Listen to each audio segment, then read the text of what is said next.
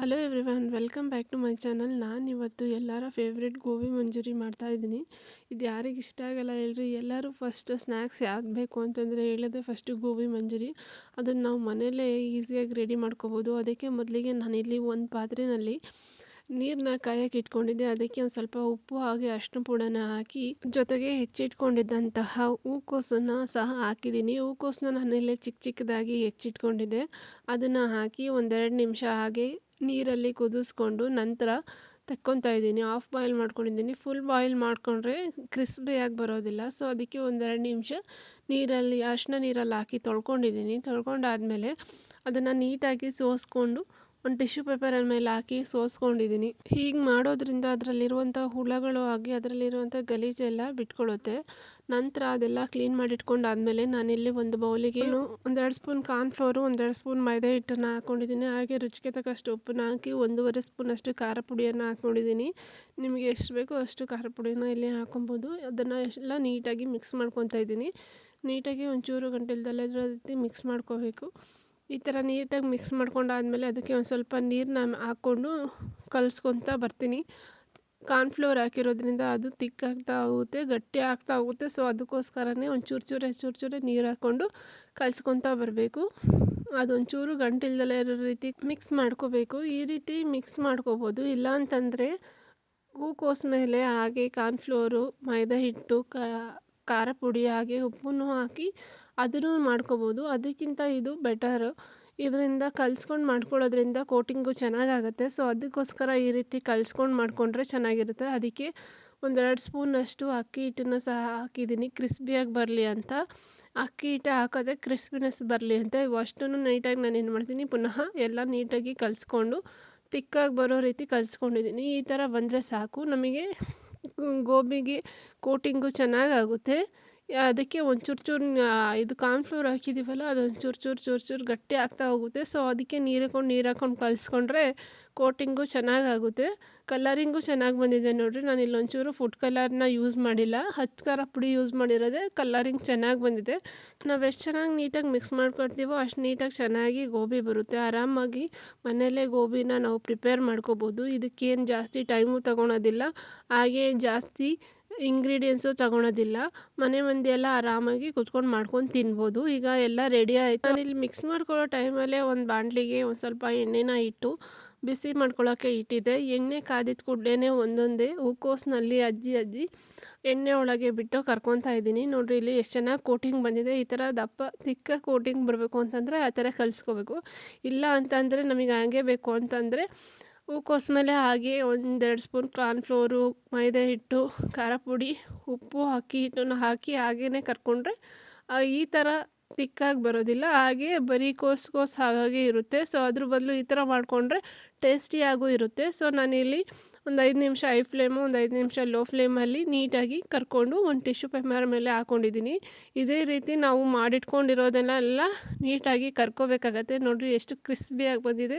ನಾವು ಅಂಗಡಿನಲ್ಲಿ ತಿಂದ್ರೂ ಈ ಥರ ಟೇಸ್ಟ್ ನಮಗೆ ಸಿಗೋದಿಲ್ಲ.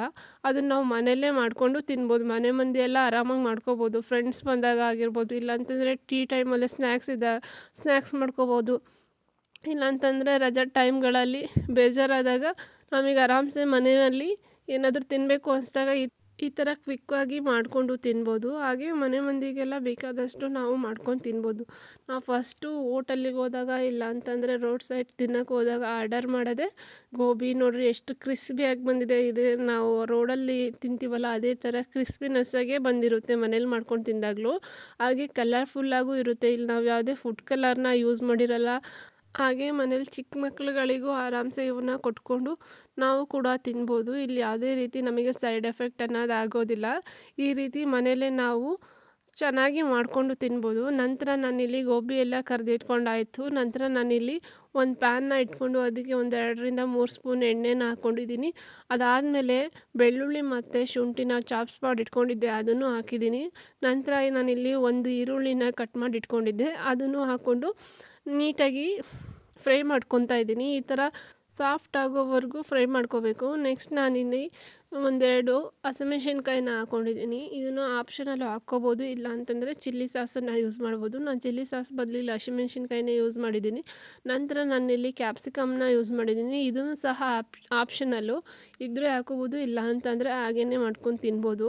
ನಂತರ ನಾನಿಲ್ಲಿ ಒಂದೆರಡು ಸ್ಪೂನು ಕಾರ್ನ್‌ಫ್ಲೋರು, ಹಾಗೆ ಅಚ್ಕಾರ ಪುಡಿ, ರುಚಿಗೆ ತಕ್ಕಷ್ಟು ಉಪ್ಪು, red chilli sauce, soya sauce, vinegar, ನೀರು ಎಲ್ಲದನ್ನು ಹಾಕಿ ನೀಟಾಗಿ ಮಿಕ್ಸ್ ಮಾಡ್ಕೊತಾ ಇದ್ದೀನಿ.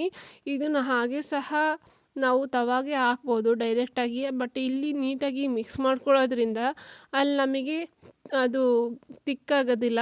ಸೊ ಅದಕ್ಕೋಸ್ಕರನೇ ಇಲ್ಲೇ ನೀಟಾಗಿ ಎಲ್ಲ ಸಾಸ್ಗಳನ್ನ ನೀಟಾಗಿ ಮಿಕ್ಸ್ ಮಾಡಿಕೊಂಡ್ರೆ ಇಲ್ಲಿ ನಮಗೆ ಒಂಥರ ಗ್ರೇವಿ ಅನ್ನೋದು ರೆಡಿ ಆಗುತ್ತೆ. ಅದನ್ನು ನೀಟಾಗಿ ಈ ಥರ ಗಂಟಿಲ್ದೆಲ್ಲ ರೀತಿ ಮಿಕ್ಸ್ ಮಾಡಿಕೊಂಡು ಇಲ್ಲಿ ನಾನು ತವ ಇಟ್ಕೊಂಡಿದ್ವಲ್ಲ ಆ ತವಕ್ಕೆ ಹಾಕ್ಕೊಂಡು ಒಂಚೂರು ತಳ ಹಿಡಿದೆಲ್ಲ ಇರೋ ರೀತಿ ಕೈಯನ್ನು ಆಡಿಸ್ಕೋಬೇಕಾಗುತ್ತೆ. ನಾನಿಲ್ಲಿ ಈರುಳ್ಳಿ ಮತ್ತು ಕ್ಯಾಪ್ಸಿಕಮು ಬೆಂದಿದೆ. ಅದೇ ಟೈಮಲ್ಲಿ ರೆಡಿ ಮಾಡಿ ಇಟ್ಕೊಂಡಿದ್ವಲ್ಲ ಸಾಸನ್ನ ಅದನ್ನು ಹಾಕ್ಕೊಂಡು ಅದಕ್ಕೊಂದು ಸ್ವಲ್ಪ ನೀರನ್ನ ಹಾಕ್ಕೊಂಡು ನಾವೇನು ಮಾಡಬೇಕಾಗುತ್ತೆ, ಕ್ಲೀನಾಗಿ ಮಿಕ್ಸ್ ಮಾಡ್ಕೋಬೇಕಾಗುತ್ತೆ. ಈ ರೀತಿಯಲ್ಲಿ ಒಂದು ಸ್ವಲ್ಪನೇ ನೀರನ್ನ ಹಾಕ್ಕೊತ ನಾವಿಲ್ಲಿ ಗ್ರೇವಿನ ರೆಡಿ ಮಾಡ್ಕೋಬೇಕು. ಇಲ್ಲ ಅಂತಂದರೆ ಅದೇನಾಗ್ಬಿಡುತ್ತೆ ಅಂತಂದರೆ ಕಾರ್ನ್‌ಫ್ಲೋರು ತುಂಬ ಗಟ್ಟಿಯಾಗಿಬಿಡುತ್ತೆ. ಆವಾಗ ಗ್ರೇವಿ ಅನ್ನೋದು ಚೆನ್ನಾಗಾಗೋದಿಲ್ಲ, ಗೋಬಿನೂ ಆವಾಗ ಚೆನ್ನಾಗಿ ಬರೋದಿಲ್ಲ.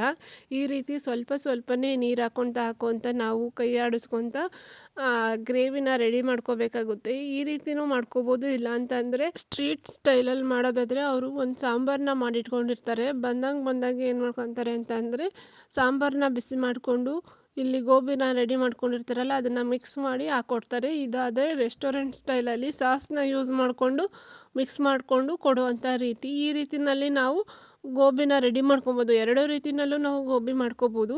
ಇದಾದರೆ ಈಸಿ ಮೆಥಡಲ್ಲಿ ಇರೋವಂಥ ಸಾಸ್ಗಳನ್ನ ಬಳಸ್ಕೊಂಡು ಮಾಡುವಂತಹ ವಿಧಾನ ಇದಾಗಿರುತ್ತೆ. ಇದನ್ನು ನಾವು ಆರಾಮಾಗಿ ಕ್ವಿಕ್ಕಾಗಿ ಮನೇಲಿ ಮಾಡ್ಕೋಬೋದು. ಅದನ್ನು ಇನ್ನೊಂದು ಸ್ಟೆಪ್ಪಿಂದು ನೆಕ್ಸ್ಟ್ ಸಲ ನಾನು ವೀಡಿಯೋದಲ್ಲಿ ತೋರಿಸ್ತೀನಿ. ಅದನ್ನು ನಾವು ಎಲೆಕೋಸನ್ನ ಯೂಸ್ ಮಾಡಿಕೊಂಡು ಮಾಡ್ತಾರೆ. ಇದನ್ನು ನಾವು ಹೂಕೋಸು ಯೂಸ್ ಮಾಡ್ಕೊಂಡು ಮಾಡಿರೋದ್ರಿಂದ ಈ ರೀತಿ ಮಾಡಿಕೊಂಡ್ರೆ ತುಂಬ ಚೆನ್ನಾಗಿ ಬರುತ್ತೆ. ನೋಡಿರಿ, ಅಲ್ಲಿ ನಾವು ನೀಟಾಗಿ ಫ್ರೈ ಮಾಡ್ಕೊಬೇಕು. ಎಲ್ಲ ಬಿಸಿಯಾಗಿರುವಂತಹ ಗೋಬಿ ರೆಡಿ ಆಗಿದೆ. ಎಲ್ಲದೂ ಮಿಕ್ಸ್ ಆಗಿ ಚೆನ್ನಾಗಿ ರೆಡಿಯಾಗಿದೆ. ನೋಡಿರಿ ಎಷ್ಟು ಚೆನ್ನಾಗಿ ಕಲರ್ಫುಲ್ಲಾಗಿ ಬಂದಿದೆ. ನಂತರ ಅದಕ್ಕೆ ಹೆಚ್ಚಿಟ್ಕೊಂಡಿರುವಂಥ ಈರುಳ್ಳಿ ಹಾಗೆ ಕೊತ್ತಂಬರಿ ಸೊಪ್ಪನ್ನ ಉದುರಿಸ್ಕೊಂಡಿದ್ದೀನಿ. ಈ ರೀತಿಯಲ್ಲಿ ಮನೆ ಮಂದಿ ಎಲ್ಲ ಕುತ್ಕೊಂಡು ತಿನ್ನುವಂಥ ಗೋಬಿ ಮಂಚೂರಿ ರೆಡಿಯಾಗಿದೆ. ಅದಕ್ಕೆ ಟೊಮೊಟೊ ಸಾಸ್ ಇದ್ದರೆ ತುಂಬ ಚೆನ್ನಾಗಿರುತ್ತೆ, ಅದನ್ನು ಸಹ ಯೂಸ್ ಮಾಡಿದ್ದೀನಿ. Thank you for watching.